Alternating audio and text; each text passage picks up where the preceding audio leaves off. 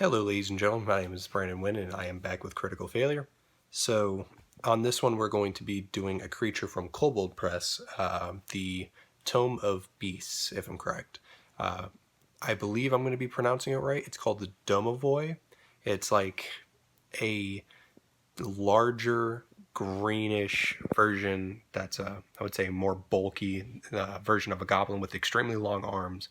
As you'll see in its attacks, it has a reach of 10 feet in the standard 5 instead of the standard 5. And it's a Fey, which is surprising actually. These things were used as portal protectors and protectors of things like treasures and stuff. At least that's what I think,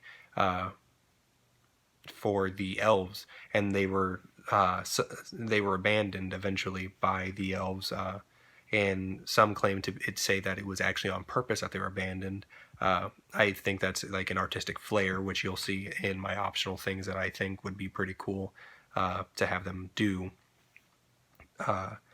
But natural places that I could see them being used is actually in some sort of crime syndicate, which they are said in Kobold Press's own readings inside of it on page 122.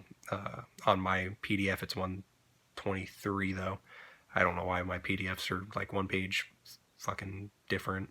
But, oh, because page 1 starts with the cover, so that's why. I just realized that. But it's on page 122 of Kobold Press's Tome of Beasts. The Domovoi is on there, and you'll see it's like this big. It kind of looks like a contorted. It looks like Abomination, but much shorter. And it's like has big, stony, gigantic fists, and it loves beating the heck out of like smaller, weaker creatures and such. And it's a chaotic neutral, which I'm surprised.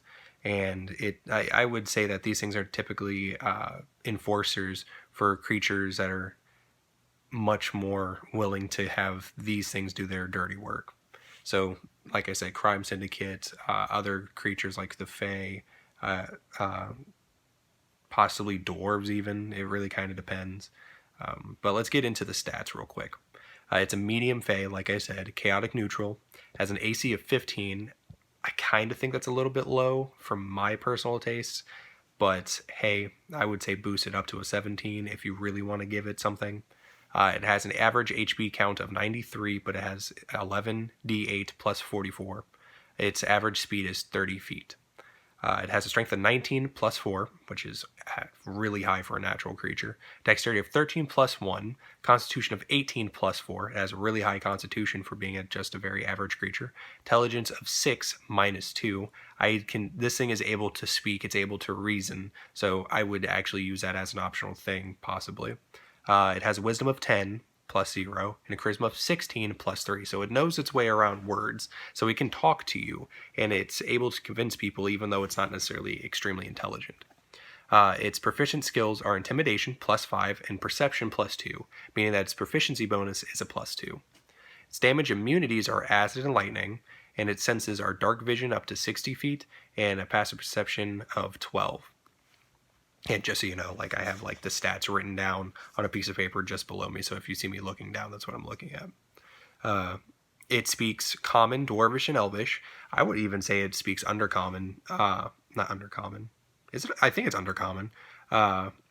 Based off of the fact that it possibly serves dwarves, because it doesn't really say that it should know Dwarvish in this book. But hey, if it knows Dwarvish, it might know Undercommon. And it's a challenge rating 4, so like I said, the fact that it's a challenge rating 4, which is 1,100 XP, and it has a strength of 19 and a constitution of 18 with a charisma of 16, that's really high points for that. I only see those types of points for really high creatures or creatures that are extremely broken. So, yeah. It has an 8 spellcasting, with the charisma being its spell modifier, and a spell save being DC of 15. And at will, it can cast Alter Self and Invisibility, and 3 times a day it can cast Darkness, Dimension Door, and Haste. I see it using Dimension Door very actively. Darkness, Alter Self, and Invisibility almost consistently.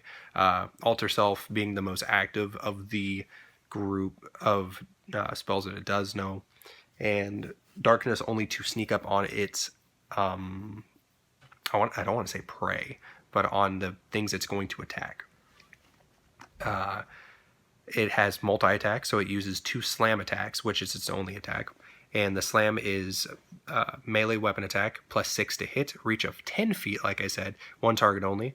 And it does average of 13, 2d8 plus 4 bludgeoning damage. Now that's all that Kobold Press wrote on it in terms of its stats. Now I gave it some optional things that I thought would be really cool, because it does say that it was... these things were created by elves, or were served under elves. I would say that it has. You could possibly make it to where it's like like the hobgoblins, where they hate elves so much that they seek out them in battle, and they will purposely ignore all other combatants just to attack them based on how old these things are and if they served one in their lifetime. Now, of course, you could just say they all have served one, and you can attack it that way.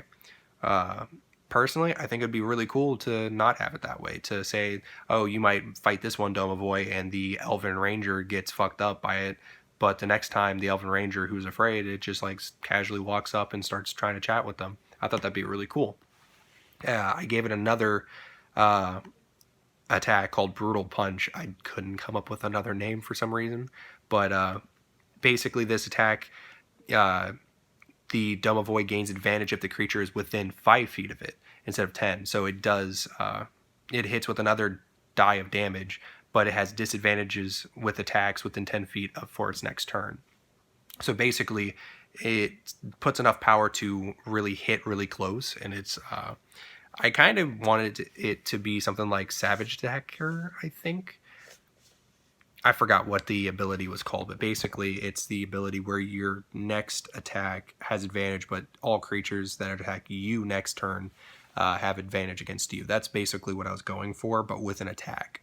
So, but it has disadvantages on attacks its next turn. I kind of imagine like it kind of messes up its muscles trying to do an attack like this, and the damage die would be 1d8 plus 2. For that to happen. I think it's 1d8 plus 2. No, it's plus 4. My bad. I put 2 on there. It's 1d8 plus 4. So I think that'd be really cool. And it has an ability called Observant Servant. I purposely did that. If the Domovoi is in service of another creature within 5 feet of it, it can use its reaction to take the damage instead. Now that is... more like a self-sacrifice type of thing, but I imagine it's in the service of something, it's going to take the damage of it. That's just how I see it, mainly since most creatures will readily sacrifice something weaker than it. I really do imagine that whoever owns a Domovoi will use it as its own meat shield. And then its last one, Strange Ally.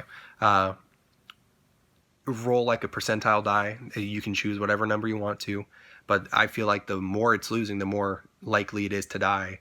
The Domovoi will possibly try to bargain its servitude in favor for its life. Not every Domovoi will do this. Now, if I would only say if it doesn't have someone that's there that is its master. If it has a master, it's just going to die. But if it doesn't have anyone that it takes orders from, it might be willing to work with you. It might be willing to work with your party. It's only going to take... It's probably going to be more like it just is with the party, and it tries to listen to everyone as best as it can, but if he gets like conflicting results, it's just going to not do anything. So I feel like it could do something like that. I think it'd be really cool. But yeah, that's what I wrote on the Domovoi for my own personal stuff. There's a lot more that we can do with it.